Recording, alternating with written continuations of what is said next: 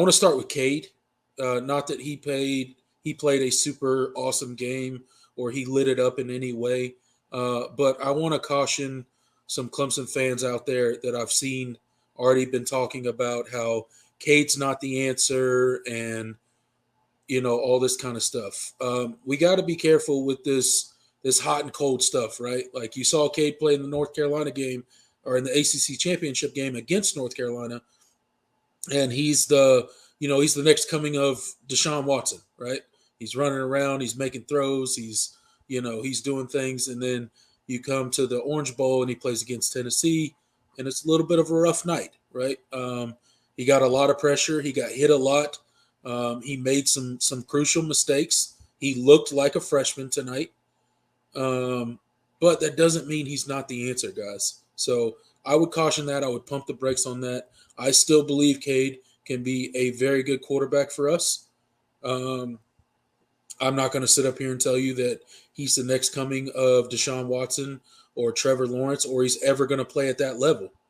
But I'm saying he hasn't had enough of a chance for that to be determined yet. Right. So pump the brakes. Don't put too much heat on Cade because we did not lose this game tonight because of Cade Klubnik. I can tell you that. And I think it would have been worse if DJ was playing. Granted, we only put up 14 points, so I'll give you that. But I think it could have been worse if DJ was playing. It's just my opinion. And the thing is yeah, Cade certainly made a lot of mistakes tonight. He did. A lot of poor decisions, and he definitely looked like a true freshman. It's really hard to get on him, too much with just how the kinds of decisions that this offensive coaching staff made. I don't understand why in your first start, in your true freshman quarterback's first start, you throw the ball 54 times. Yeah. That won't make sense to me. I mean, he had already thrown, and yes, Clemson was down, but he had already thrown 30 times in the first half. Yeah, but we weren't down by like this insurmountable, like right. We weren't down really until towards the end of the game where you couldn't run your way back into the game. Like, you know what I'm saying? Like we were never, it wasn't a blowout, right? It turned into one at the end, right? The end score looks like a blowout, right? Because they pulled away in that fourth quarter at the end of the third and into the fourth quarter, right? But, I mean, yeah, to your point, no. We could have definitely helped him. Yeah.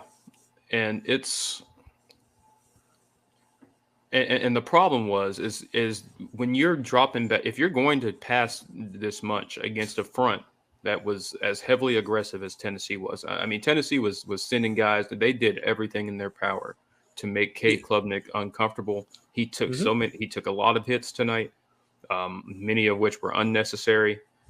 And you really didn't see Clemson do a ton to really use Tennessee's aggressiveness, to their advantage. And yes, Cade missed some reads, but they're really just – I mean, if you're going to drop back to pass and put your freshman quarterback in that many kinds of situations, you got to give him some outs, man. You got to give him a way out. And it didn't seem like there was a lot of there was a lot of bailouts for Cade tonight. And that's you can't do that. You can't do that. I mean – No. And it was really frustrating to watch, and I hope that Cade is not shaken by this performance, and that he I hope not. He heads in off season willing to just put his head down and go to work and put it behind him. But these are the kind of performances that can really, I mean. And the kind of games that can really stick with a quarterback. I mean, we saw what happened with DJ after the Georgia game. I don't think it was as bad as that game, but no, definitely not. But still, he got hit a ton. He got sacked. How many? What, 5-6 times tonight? 5 or 6 sacks. I mean, they asked the guy to throw the ball. His face. So many quarterback hits. Yeah, they asked the guy to throw the ball 54 times. 54 times. I mean, are you kidding me?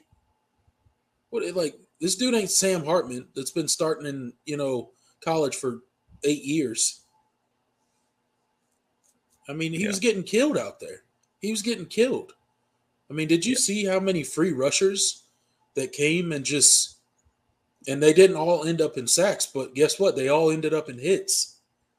I mean, he got beat up out there tonight. And it's sad that our offensive staff couldn't take a look at what was happening on the field and be like, look, this ain't working. We gotta look, this was the game plan going in, but it ain't working. Let's shift gears, right? Yep. And I felt like they did on certain drives, right? Like there was a couple drives that came out and they committed to the run early, but eventually they abandoned it in that drive and then, pass, punt, ended up in quite a few missed field goals tonight. It's not on Cade. It's not on Cade. This loss is not on Cade. I hope he's all right. I hope he didn't get too beat up out there tonight. But it's gonna be a long off season, man. I don't know what the answers are on offense, and I don't know if Clemson's going to have the answers.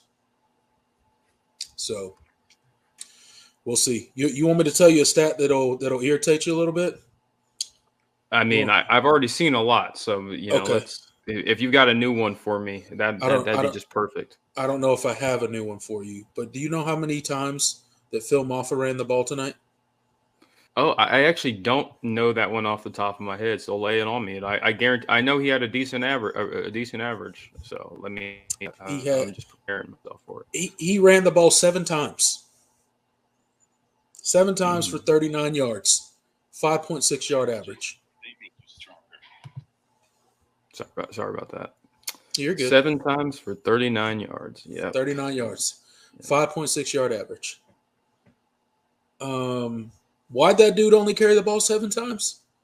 You could tell that Tennessee's defensive front was super aggressive. They were playing downhill. They were coming after Cade. So you don't want to put your big 230-pound back out there and smash against that defensive line a little bit? No? Okay. I'm not a coach, though. And that's the problem. I mean, and it's you didn't take advantage of what Tennessee's defense doesn't do well, and right. This team it really Clemson really had issues handling Tennessee's speed up front. They are a really fast defense. They fly to the ball. They're really aggressive. And that's kind of how they're coached. I mean, because they haven't been a great defense on the year, but they've been opportunistic. They've created tackles for loss, and they're gonna do whatever they can to make you uncomfortable. And if they give up a big play, that's kind of what they're like, so be it. We have an offense that's going to go and score on you, so it is.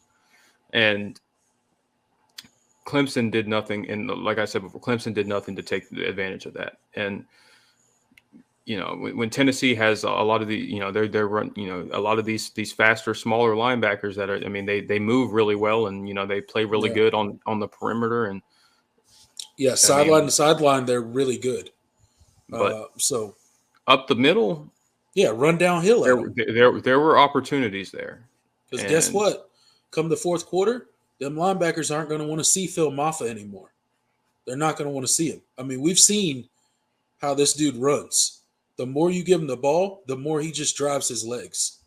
Yep. And when you get a chance to crack a defense 100 times in a game, if they would have just committed to the run with Will Shipley and Phil Maffa, we could have ran that defense into submission. But instead, We want to be cute and we want to fricking throw the ball 54 times.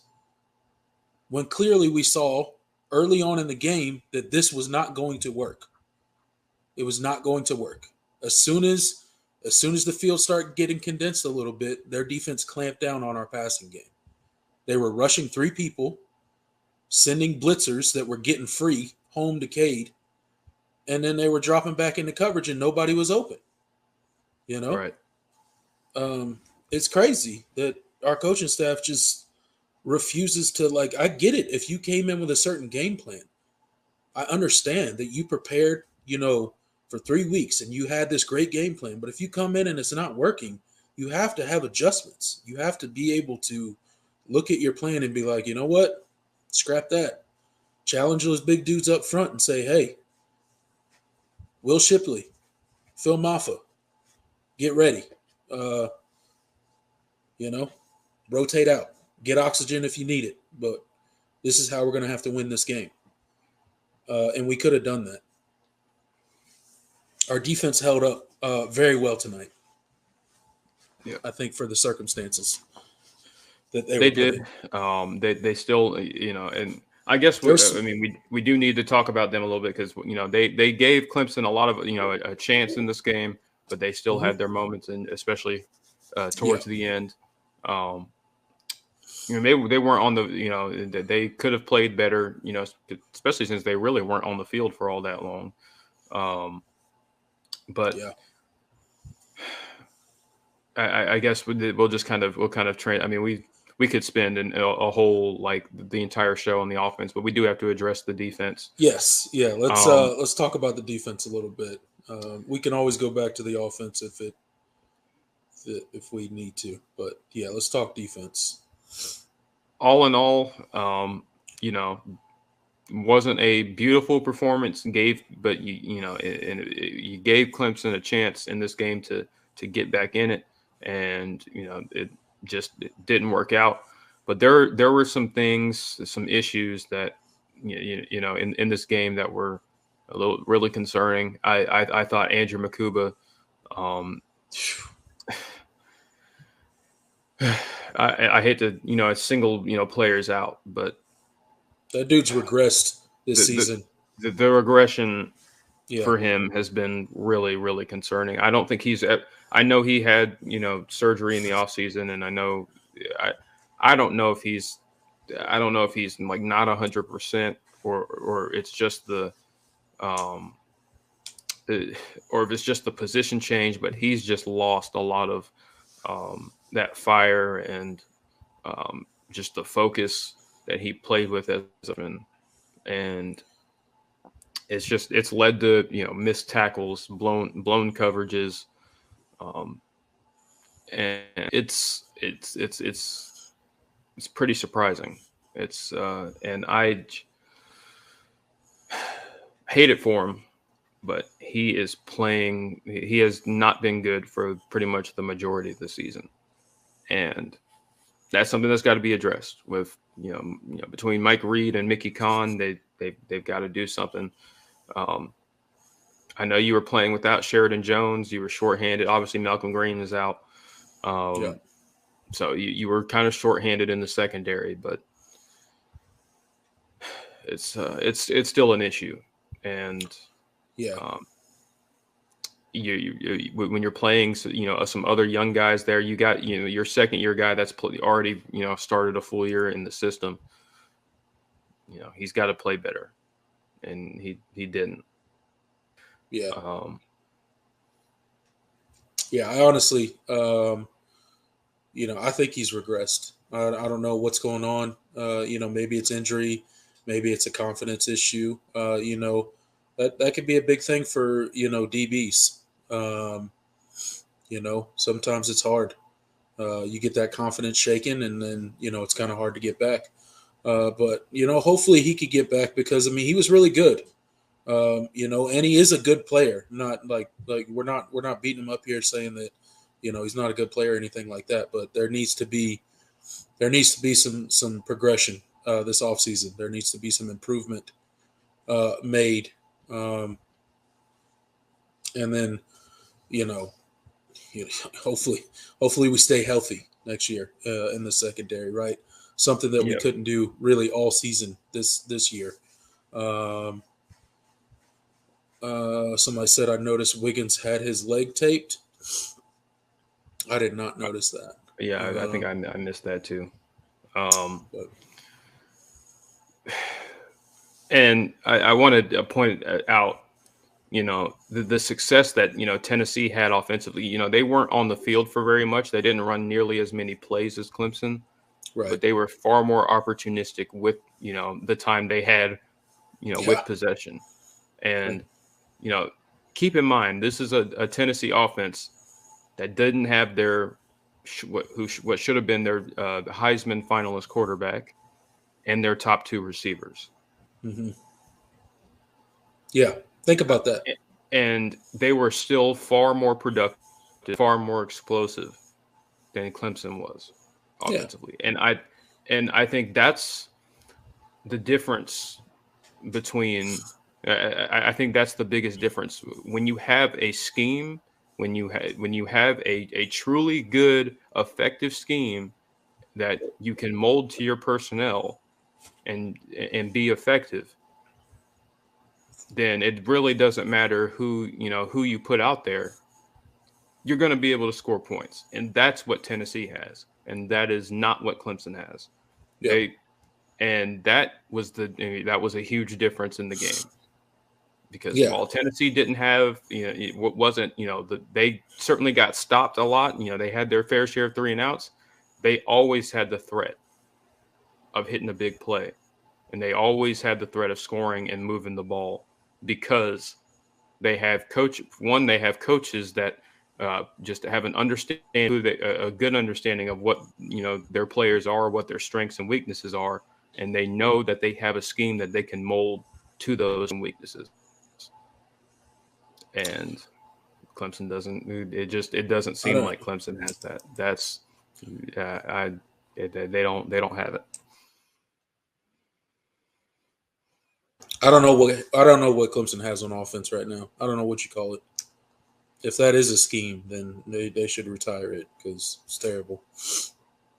Um, but our secondary is young, so we got a lot of young dudes. Toriano Pride tonight, he got burned, but he's a young dude. He's a true freshman.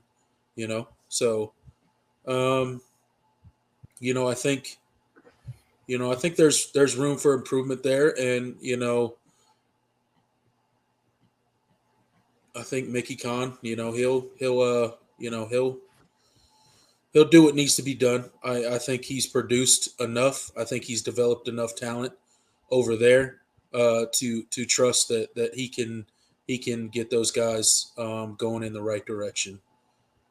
Um, so we did get some pressure on Joe Milton tonight, but he seemed to get away from it quite a lot. Although we did come up with a few sacks, a lot of our pressure was negated by him getting away with it or getting outside of the pocket and kind of escaping. So would have liked to see him a little bit more uncomfortable back there. I think at times he was standing back there a little too long and got a little too comfortable with some of those throws downfield that they connected on. But again, a lot of them were breakdowns in the secondary as well. So, um,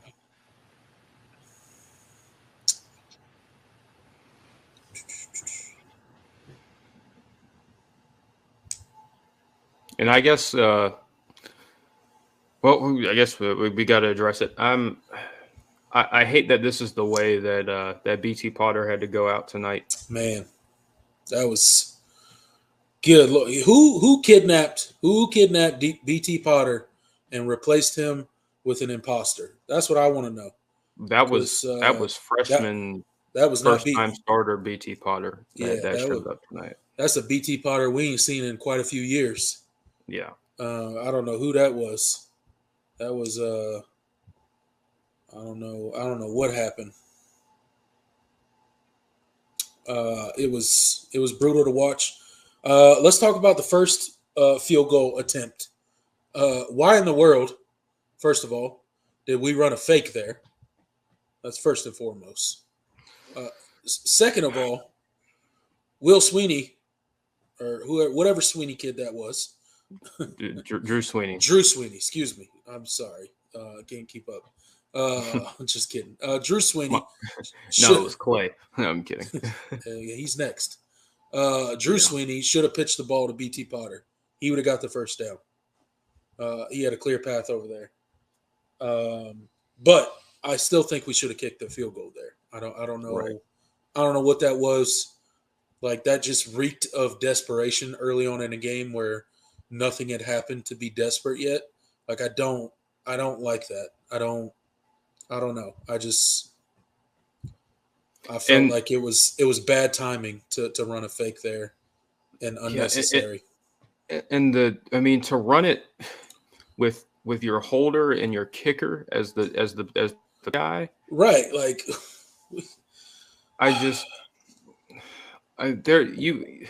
you were better off leaving your regular offense on the field. That's what I'm saying. If you really wanted to go for it, just go for it. You know what I'm saying? Like, yeah. It's just one of those things. It's like I feel like, and I feel like the numbers. Like, if I know not everybody's into like analytics, but I guarantee you that the analytics would tell you that you are much better off putting your regular offense on the field in that situation if you really want to go for it. Then you would have to be than running a fake. And I just. Not only did I have an issue with the calling a fake there, but the personnel you had out there and the design. Why that there so much better ways to do that, and I just that was dumb, and you just kind of could tell that when that drive happened and when that fake field goal failed, you were just kind of man. That is the last thing you needed to happen, because I felt like if Clemson, I feel like this game could have played out a lot different if Clemson had found the end zone early. Yeah.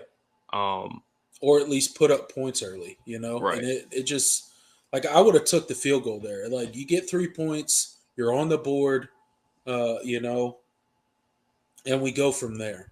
But to do a fake field goal there, and JR's got a point there. Most teams use their backup QB as a holder for a reason. Yeah, you're right. They do. So they have options. But, I don't like it there. And you're right. That was the beginning of the end. Speaking of that particular play, did you see that the Tennessee special teams coach on the sideline? Bro, that dude's got more. That dude's got more energy than I don't know what, man. I need some of whatever he's on. He is. That dude is hyped. He went crazy. And that's another common theme in in Clemson's 3 losses is getting your ass kicked in special teams. Special teams, man, it was terrible. Special teams blunders. I mean, they've played a role in all 3 of your losses. All of them. Yep, all 3 of the losses. We've been absolutely terrible in special teams, and honestly, we haven't been good in special teams all season. But they were definitely highlighted in our losses this year. And then that we do that fake that completely fails, and then we do 3 straight field goal attempts. All of them are misses. It was just, I don't know, man. I don't know what was going on with BT tonight. Just seemed to be off, I guess. Not really sure. But you hit a couple of those. I mean, not even all of them. You hit a couple of them. Maybe it's a little bit of a different game. If you can, but honestly, we shouldn't have been kicking field goals every single time. But for whatever reason, again, our offense couldn't get the job done. We would abandon the run, and we'd just be passing the ball. The field would shrink, and there we go. we're kicking a field goal. So I don't know. Special teams was not good. We had that good kick return by Shipley tonight. So Yeah. and then let's see. I'm trying to think of good things to say. Shipley hurdled the guy again tonight. Yeah, So that was cool. I almost shout out, forgot about that. shout out for the Shipley hops. Um, I'm trying to pull positives out of the game tonight. Um, we saw Brzee play a lot on the end tonight. That was nice to see. I remember that's something we talked about in the pregame or the preview show that both me and you wanted to see. So thought that was pretty good.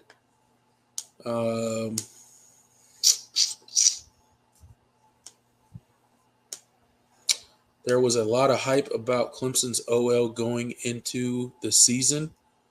Were they overrated? I don't remember. I don't There remember was them there was there hype. being a lot of hype. I Oh, remember them. I remember them. You know, there was some optimism that they'd be improved.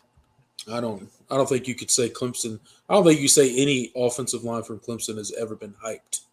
Right. Defensive line, yes. And you can argue, yes, all that hype, they were a bit overrated. They did not perform to the level that people expected them to this season. But that's the defensive line, not the offensive line. I don't think Clemson's offensive line's ever been hyped, unless somebody was had brain damage. I don't know. Maybe we'll get there one day where we'll have a hyped offensive Yeah. line. Yeah. Clemson's and to talk about the offensive line. Just I mean, we've already mentioned it. You know, they did not play well tonight. No. Man, where they just look so ill prepared. I mean the right side of the offensive line. I mean between Walker Parks and Blake Miller, Man. it's not good. It's not good, man. And really, the guard play in general, I thought left a ton to be desired. This team really misses Marcus Tate, Yeah. and it just it was a difference maker. I think for sure. Yeah. Parks is not, he still has a ways to go as far as playing that position. I thought he was better as a tackle, but I Yeah. understand why they did it. But they did not play well tonight. I still think that this offensive line has a lot of talent, and they could still be a strength for Clemson next season. But they have got to really, yeah. I hope they really, study this tape because Right. there were so many lapses in protection, a lack of communication. I thought Will Putnam did not do his best job at identifying pressure. Neither did Cade at times, but the quarterback and the center are supposed to be, communicating with each other and communicating with the offensive line about that kind of stuff. And there were just so many times in this game where there were lapses in that communication, and that falls on Thomas Austin as an offensive line coach, and it falls on the offensive coaching staff in general. And Yeah, so man. that's something that you really got to fix, because if teams are just allowed to pin their ear and send guys Yeah. and you don't When really know how to handle it and yeah. identify it, you're gonna be in for a long night. And Cade certainly was in for it, and it led to Cade getting hit a bunch. So that's A something that ton. they really need to And they, they really need to improve. a lot of them were dangerous hits too, right? When you see that many free runners coming, just unblock people. Like, every now and then, yeah, somebody's going to get beat, but these dudes were coming untouched. Yeah, That's a scheme issue. That's a protection issue. That's you didn't prepare properly, and it happened over and over again tonight. And you get a lot of dangerous hits on your quarterback. I mean, you get a linebacker or a DB or something like that running free at your quarterback. That's not, that's never what you want, man. That's not good. yep. That's how you get somebody killed out there. Um, but to your point, I really hope they do look at this tape. I hope, and maybe it's wishful thinking, but I don't see how the Clemson coaching staff could go back and look at this tape, specifically on the offensive side of the ball. I know the defense made their mistakes, but they played a fairly solid game. They had a couple breakdown. They gave a couple big plays away, and there's improvement to be had for sure. But specifically on the offensive side of the ball, I don't know how they could go watch this tape and be like, "Yeah, we're still good. We're headed in the right direction." There's no way you look at this tape and say we're headed in the right direction. Yep. There's no way. And no, I'm not saying anybody needs to fire Dabo or anything like that. But just because Dabo has been great and is great and won a lot and brought 2 national championships, that doesn't mean his current coaching staff is the right coaching staff that needs to be there. Because this is not the staff that he won 2 national championships with. So,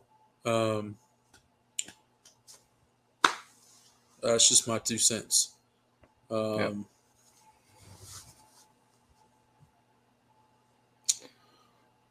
Yeah, and that it starts with, and you know what really does a good job of alleviating a lot of pressure and forcing a defense to kind of back off a little bit, instead of just sending a bunch of guys at your quarterback. Yep.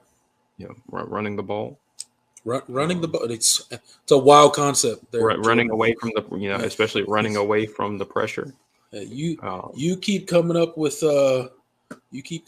crazy concepts like that, you might get a phone call to be somebody's OC hire one me. day. Yep. Jordan Bowman for OC. Clemson offensive coordinator. At this point, I'm willing to try anything. So, man. Yeah, that's a good point, Edward. A lot of those were in the empty sets. Yeah. Yes. When you go to an empty set and you're already not protecting well, and then you go to an empty set where you just told the defense, "Hey, you see our quarterback back here? I don't think you hit him hard enough last time. Why don't you come try to hit him again?"